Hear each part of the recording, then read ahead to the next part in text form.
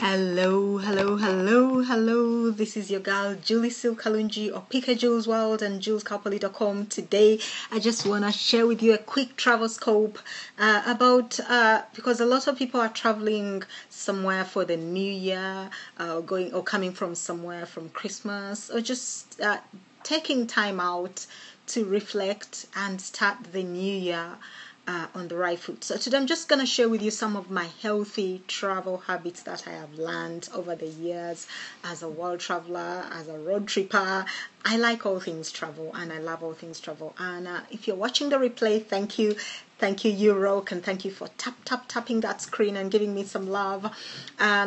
For those of you that don't know me, I'm Julie Sylvia Kalungi. You can follow me and can find me on Twitter and Periscope at sil_Jule Kalungi, Jule Kalungi. I'm a blogger at JulesCowpoly.com, where we teach entrepreneurs and small business owners to build a super organization from the ground up and rise and shine to your awesome life purpose. I am also the chief chef at PK Jules World, your own online luxury travel blog for the ordinary folks to live and see the world in an extraordinary VIP style. So, I am also a podcaster on Your Power Echoes with Jules Cow on iTunes and SoundCloud. And today I just want to share with you something that's travel related. So look at me as your quintessential travel auntie who knows all the tips. I've been traveling for years. And I literally have all the bags of tricks that you can imagine about traveling. But today I'm just gonna share with you some of the healthy habits that I have adopted over the years. First and foremost, anywhere you're going, you're gonna find that there are all kinds of different things, different cuisines, different weather, and your body might not quite adapt quite easily. So you might be in a good, you might be clever to actually adopt the habit of packing your medications so that you are not caught with a bag, say a stomach bag, or you get caught out with histamines and you get allergies and all kinds of things. You could get a migraine. Take your medication, pack like a pharmacist, to put it bluntly. But, and this is where there's an exception, if you're going to the United Arab Emirates or Qatar, I advise you not to take any medication unless it's strictly on prescription and you've got the prescriptions with you written down, because you will be considered a drug dealer. So that's one. Number two, always take a scarf. You can always use it to customize your outfit and look cool with it, but it will also help you if the weather goes cooler, because a lot of times it goes colder, and if you're flying, I guarantee you, some flights literally turn on the air conditioning like they're flying through the Kalahari, and it gets so cold on the flight, you want to wrap your nose so you can keep warm. So you can use it as a blanket, as a pillow on the plane. So, and you can always be prepared for some conservative dressing up on your flight. So definitely take a scarf. Moisturizer. Your lips will get dry, your whole body will get dry on the flight. That's the first place you're going to start to dry up, because that air conditioning, again, it dries you up. So either you're a very good drinker of water. In many cases, most people just guzzle the airline, or if you're taking an international flight, they'll just guzzle the beer and the wine and the water, the liquor, and forget to take the water.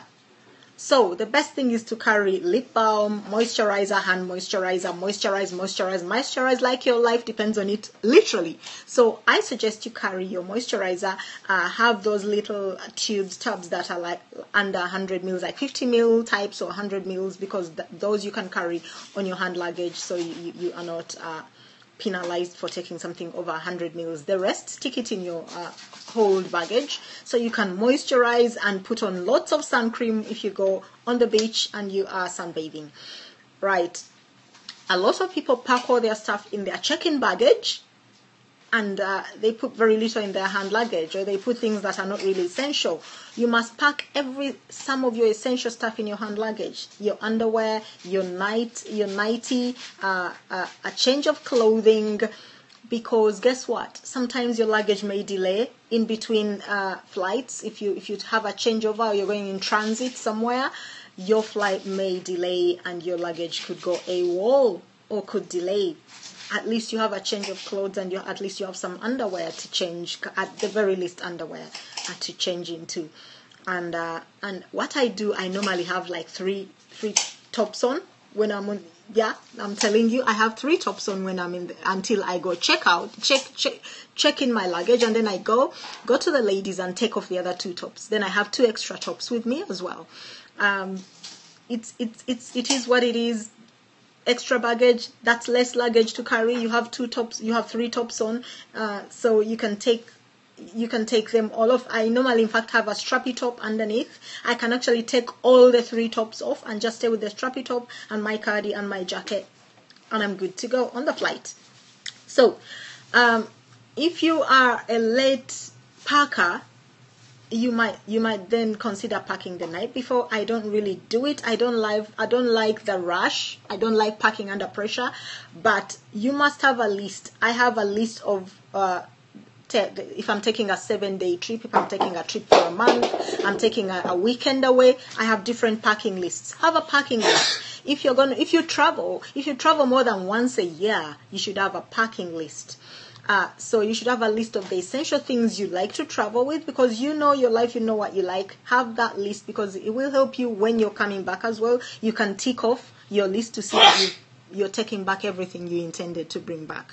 If you've gone to visit family, you may have stuff that you have taken as gifts. You should have a gift list so you know who you're giving what, because sometimes things get mixed up in the packing when you're getting checked at the airport, and you mix things up. So if you have a list of the things you have taken, you definitely then have things.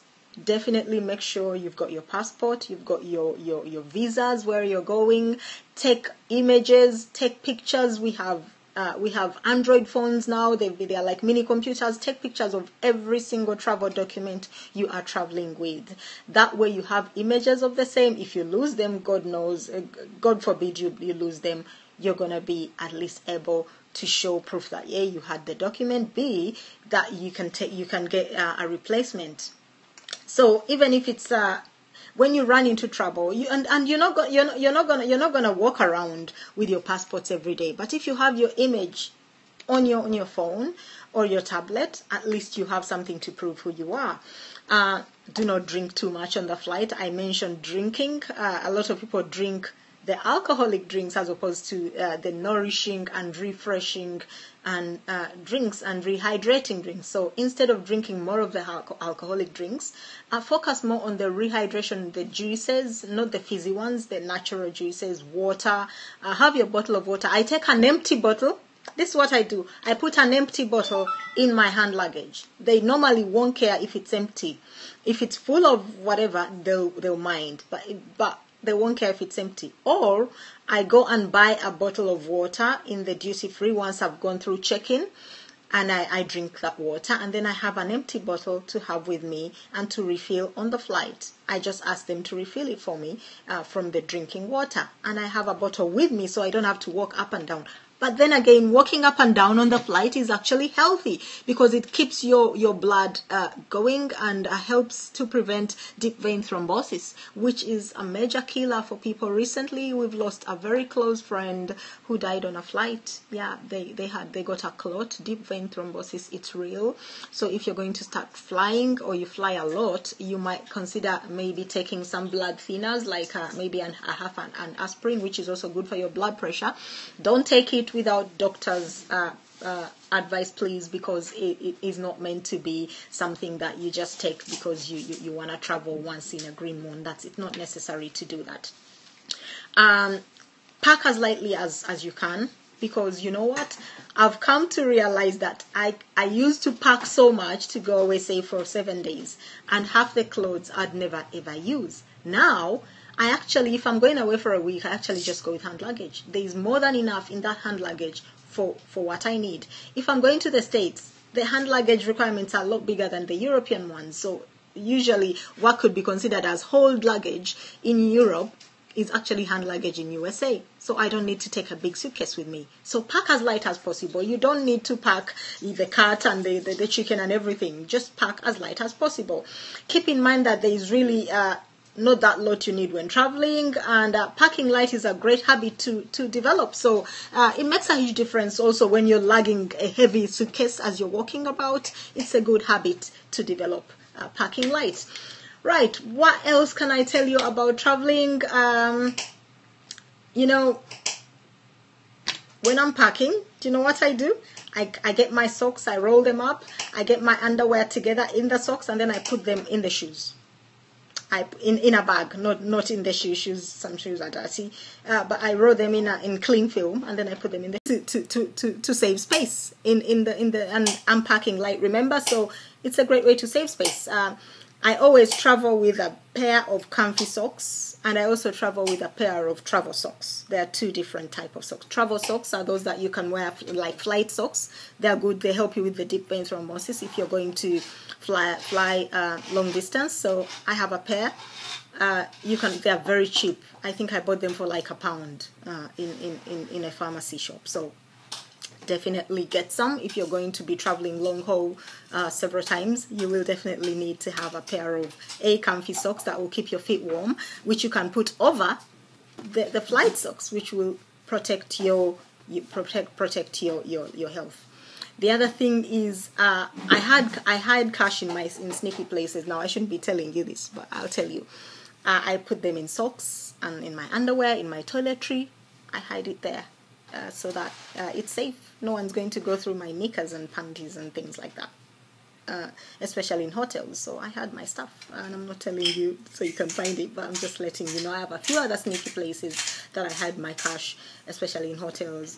But otherwise, get to the airport early. These days, you need at least 3 hours before your flight to get, so you don't want to miss your flight. That's just silly.